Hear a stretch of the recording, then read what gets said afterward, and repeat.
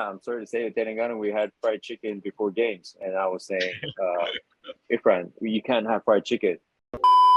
I mean, JDT was always hard. You know, they always had good quality players, but Hai, Assalamualaikum. Selamat petang semua pada fans Harimau Melaya. Minggu ni eksklusif Hisham bawakan untuk anda. Mungkin pada tahun 2015 ke 2018 korang kenal import yang bermain untuk Terengganu dan Pahang ketika itu. Kita ada Issey Nakajima. How are you, Issey? You good? yeah, good man. Thanks for having me. Thanks for your time. Really appreciate. Yeah.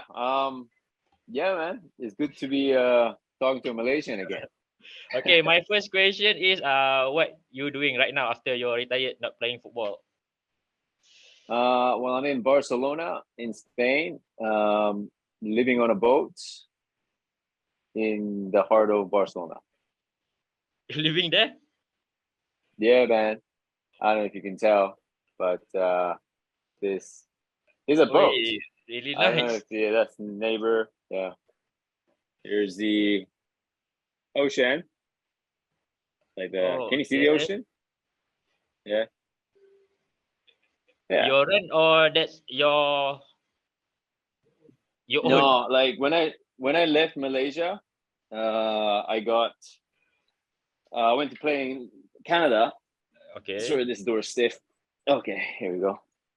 So yeah, I played in Canada and I got into boating because just like Malaysia, you know, like I think it's also important that Barcelona. Anyway. Really nice. What was I saying? Yeah, I got into boating. So I lived on a boat in Vancouver playing for my last year professional. And I always wanted to do it in Spain because my son lives here and I'm always back and forth in Spain. And I also did it because I hate packing. You know, I played in 10 different countries, 14 different clubs, a ridiculous amount of apartments that I moved into. You know, even in Malaysia, I had, I think, 3 different places. Terengganu, 2 different places. And then Pahang and KL, I had a place in KL too. So I just hate packing and moving just drives me crazy. And I thought, okay, if I ever have to move again, I'm going to take my whole damn house with me, was the idea. So that's how I got into that. But I didn't realize that, but I had no idea about boating or anything. So for me to be even getting into boating, I had no idea that you had to get a license. I had no idea of these water traffic kind of signals, everything. So all that was very new to me, a new experience, and you know, I love new experiences. So yeah, that's how I got into it. All right. Okay. I think you play for Terengganu. I think starting from 2015 until 2017. At the first, why you choose to come to National League at that time? At that time, okay. You want the true story, or you want the the true story? All right. Okay, so let me rewind back to how this came about. I'm playing in Australia at the time. At 28, we win the league, and my goal was always, because I started in Japan as a Japanese player, and my dream, well, not quite dream. My dream was to play Champions League.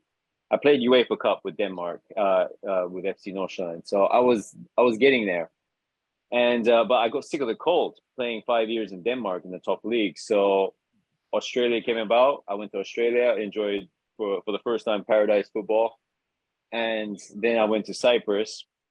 And this is now I'm 28, 29. And it was a big crisis in Cyprus at the time. You know, clubs weren't paying salaries or the rents of the houses. So, and the banks were taking people's money. If you had over 700,000 or something, the banks took your money. The country took your money.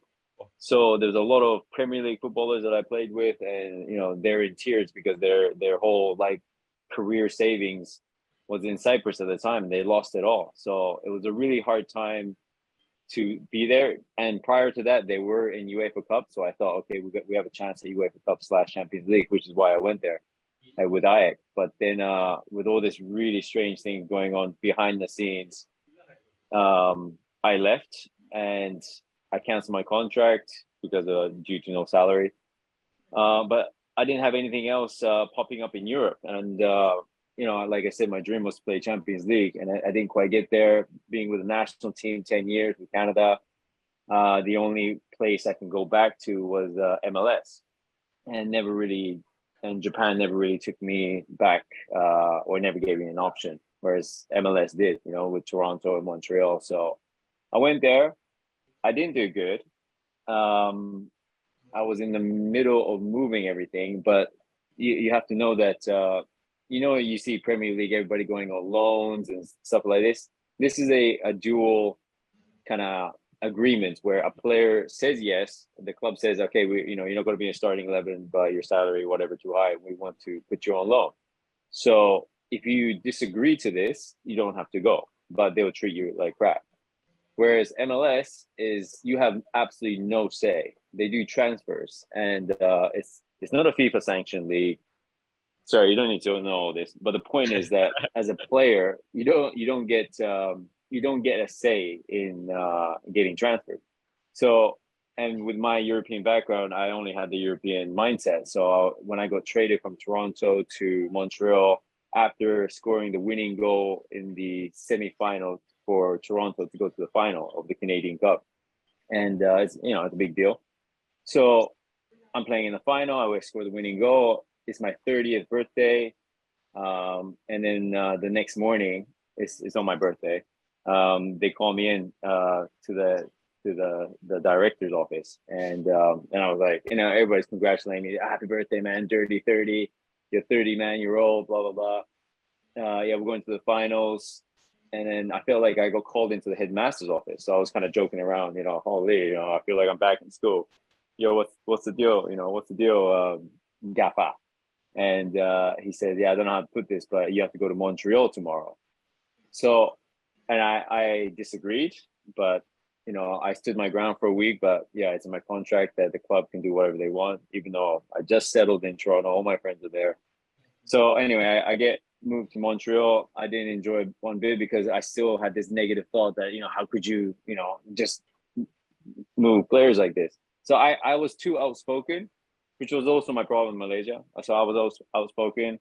I spoke my mind. I said this wasn't right. And then that kind of burned my bridge with Montreal and MLS in general. So at 30, they say, you know, average footballer, you know, you get to 30, everything after 30 is a bonus. So I thought that was it for me. I thought there's no other place for me to play. I still felt fit. I still, you know, wanted to enjoy the game. And, you know, I put all my highlight videos on YouTube, which was the easiest way to send to agents and clubs. And I put it on Facebook. I put it on LinkedIn, Instagram, everything. And one guy from Indonesia, an agent from Indonesia said, yeah, are you interested in playing in Malaysia? And I said, sorry, so it took a while to get to that answer. But yeah, would you be interested in Malaysia? And I always had a soft heart for Singapore because I played there, Albert, Singapore in the first 2 years when they got established. And, you know, I got player of the young player of the year award. I always wanted to go back at some point. And then Malaysia was next door. So I thought, oh, well, you know, at that time, I didn't know anything about Malaysia, but I knew Singapore. And, you know, the agents were telling me, oh, well, the fan base is way better. The level of football is way better. It's, but just come over and you'll believe it when you see it. So, and I think at the time they had a different import player. So Terengganu was always the option to come to. And me, you know, just stepping away from MLS at the age of 30, they were like, yeah, you know, we want you, and you obviously have national team experience, so we want you to come. But we still have this problem of this other import player was still there. So they so I arrived in Malaysia, in Kuala Lumpur, and they were saying, not quite sure if this is going to happen. And I was like, I'm in KL already. What is it? I just arrived. So the agent said, well, do you want to go have a trial? I can't remember which club. But so I ended up playing a game, scored like 2-3 goals. I think 2 goals, did well. But then I picked up an injury after, I think, 30 minutes. Somebody tackled me at my waist height. and I couldn't believe the tackles that was coming in because that didn't make any sense. But I guess the foreigner on trial at that club, I think it was PDRM. I'm not sure. So obviously I couldn't go to training the next day. So I was like, what am I going to do? I'm 30. I got nowhere to go. And Terengganu was like not saying anything. So I ended up trying to recover from this big hit that I got in that game. Took me 2-3 days. I'm still completely jet lagged, waking up 5 p.m.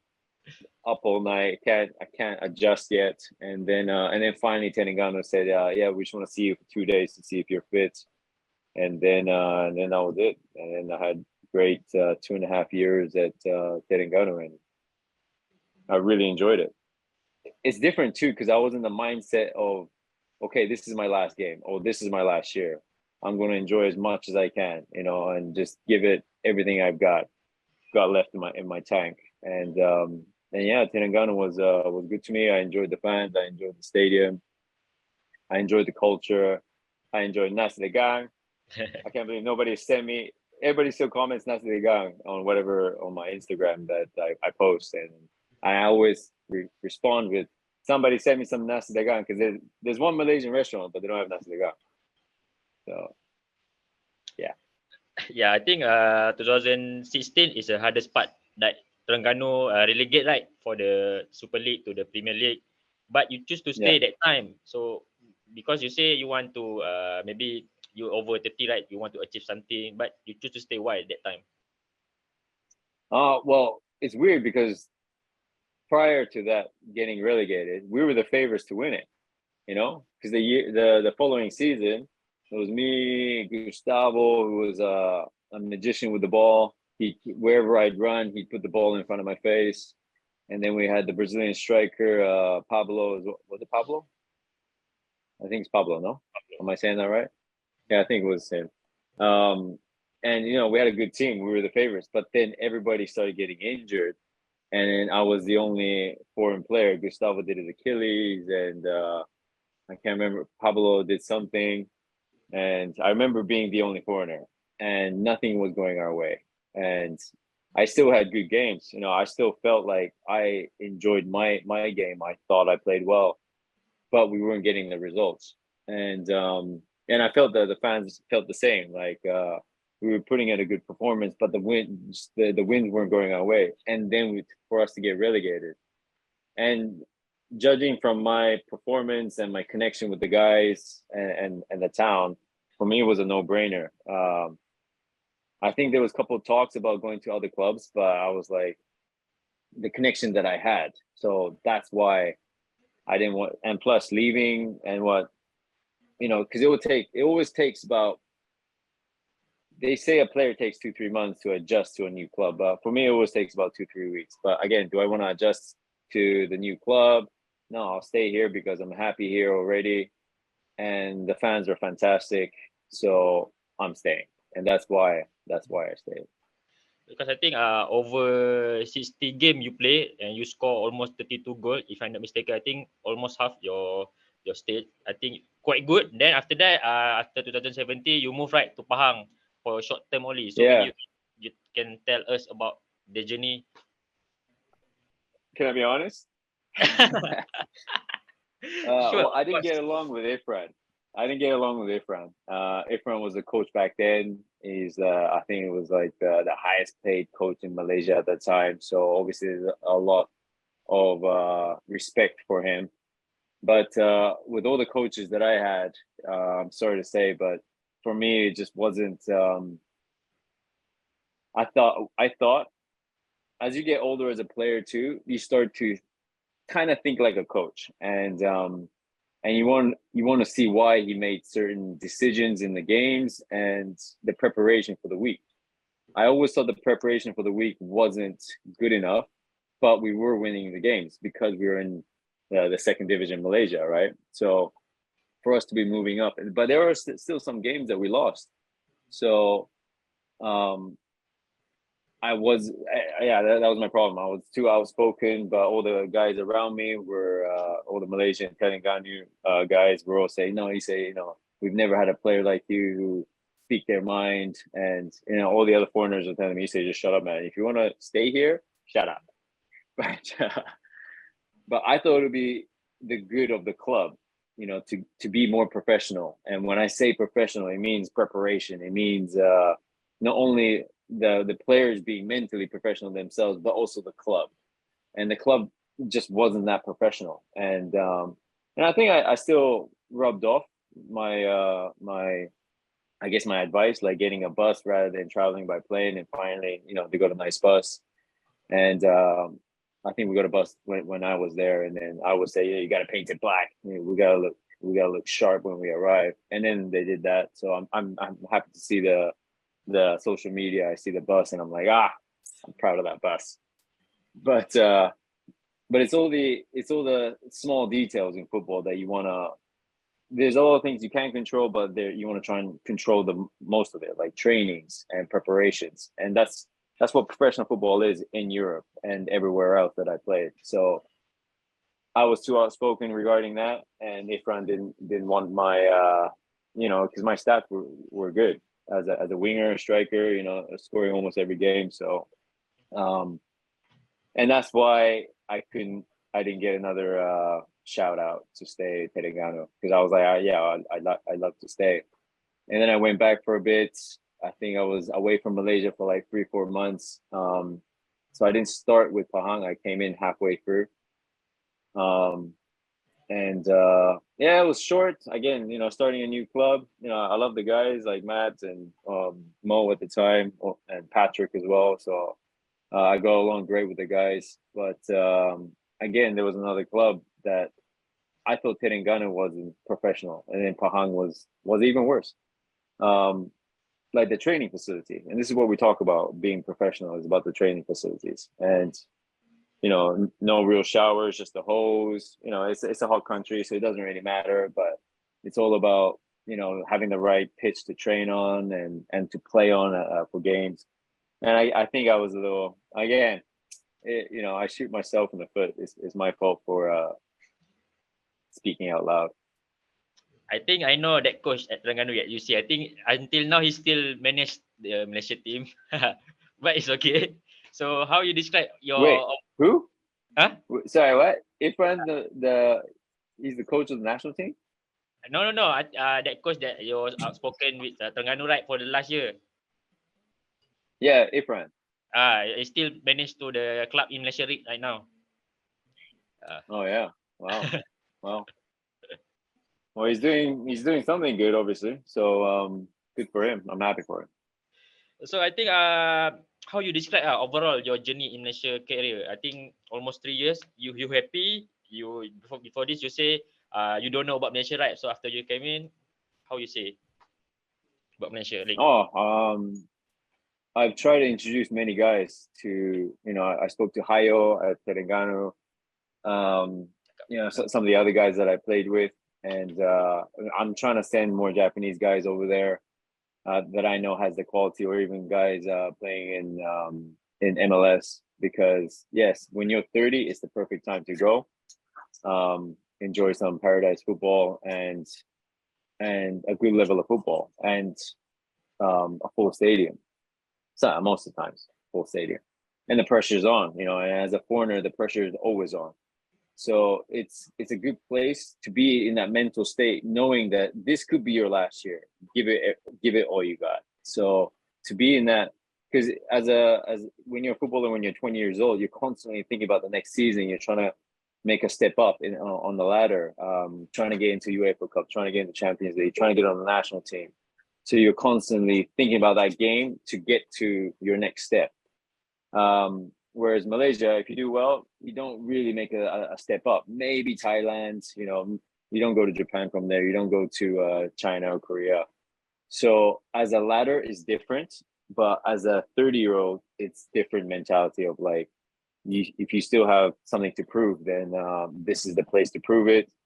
And the support from the fans are great. Enjoy that. Enjoy the weather. Enjoy the food. And I loved Malaysia. I loved Terengganu and all the islands too. So for me, I had the perfect a day off as a footballer, and then I can focus for the next 6 days. And it was just that, yeah, just loved it. When you play at Malaysia that time, Malaysia League, who the tough opponent you face it at your era?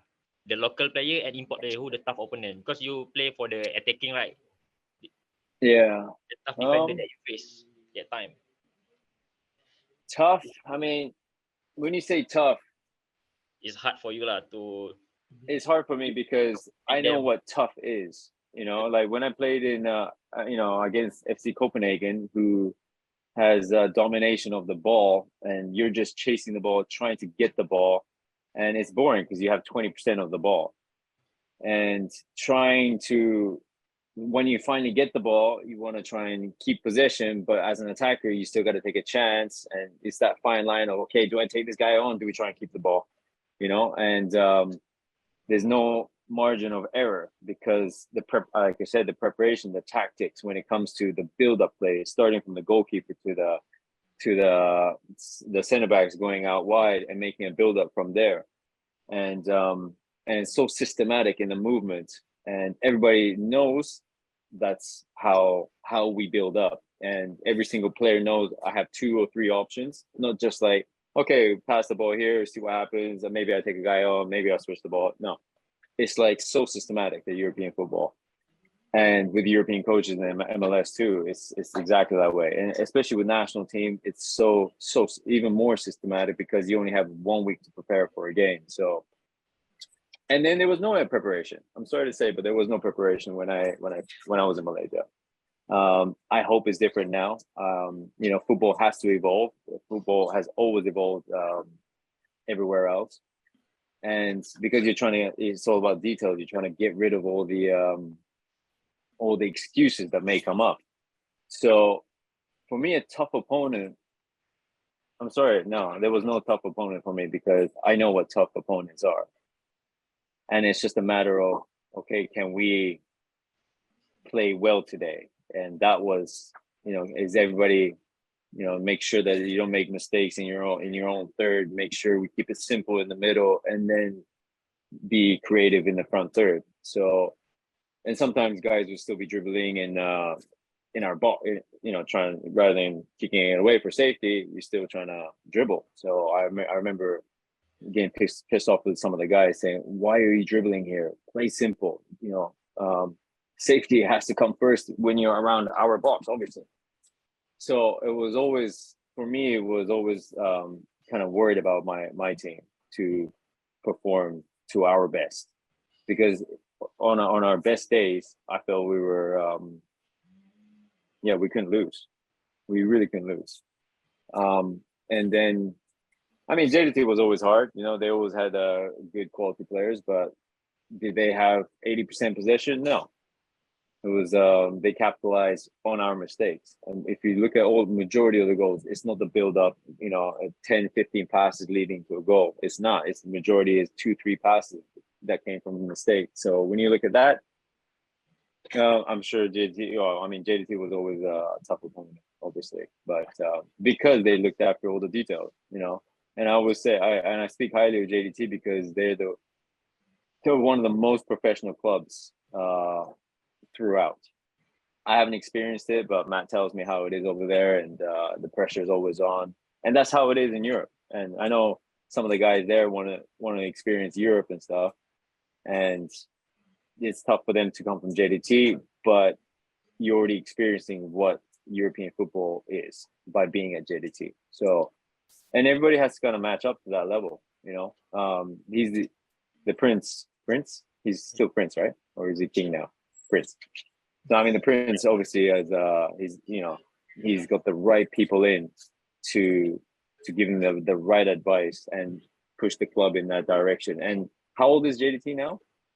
It's like he's not even 20 years old, no? No, 13 years? 10 years, 10, 11 years. See, that's insane. For a club to be at that level of professionalism and it only took you 10 years. I mean, clubs go through, centuries and centuries of, getting that crowdfunding, the sponsors to get that facility, to have the right people in. as coaches and fitness instructors to make sure the players are in that mindset of, okay, you know, this is what I got to put into my body, this is what I got to do for my body. And I still remember, yeah, I'm sorry to say, at Terengganu, we had fried chicken before games. And I was saying, Irfan, you can't have fried chicken. You know, this guy is throwing up at halftime. That's because it's fried chicken. I love fried chicken, you know, but not before a game. You know, you have to understand what it does to your body. And that, again, that sort of details is not quite there. That was what, 5, 6 years ago. So I hope it's different. I hope it's evolved. I hope it's